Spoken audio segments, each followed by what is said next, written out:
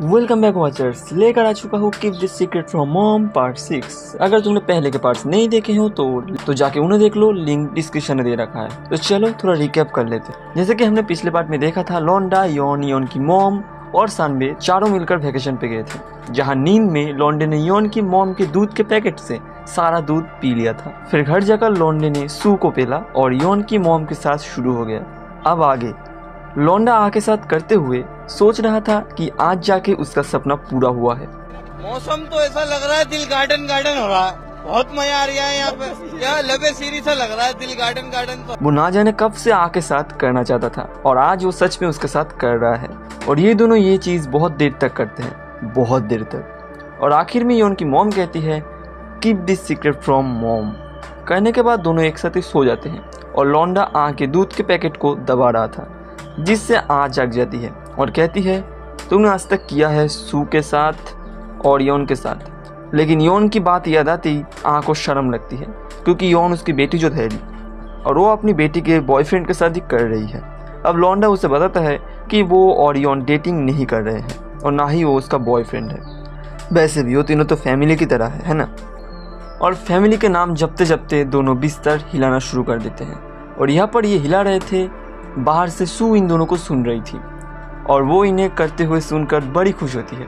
लोंडा और रात भर करते हैं, रात भर, और सुबह बेडशीट को धोकर सुखाते हैं, क्योंकि उन दोनों ने बेडशीट पर इतनी स्प्रे कर दिया था कि बेडशीट पूरा का पूरा भीग चुका था। अब बेडशीट सुखाते सुखाते दोनों को भीगने का मन करता है, तो दोनों किस करने के लिए आगे बढ़ते हैं और तभी वह सू टपक पड़ती है और वो तीनों फिर वैकेशन पर जाते हैं। अरे नहीं सॉरी, वैकेशन को ही अपने घर बुला लेते हैं। मतलब कि एक छोटा सा किड पूल ले आती है और उसके अंदर ही सारे मिलकर मजे करते हैं। आ जाती है कपड़े चेंज करने के लिए और सू तब लोंडा से कहती है क्या कल सेटिस्फाई हुई थी? लोंडा कहता है हाँ। सू कहती है बहुत ही जेंटल लड़की है, लेकिन फिर भी वो बहुत लोनली है और सिर्फ तुम ही होते हो जो उसे लोनलीनेस से दूर कर सकते हो।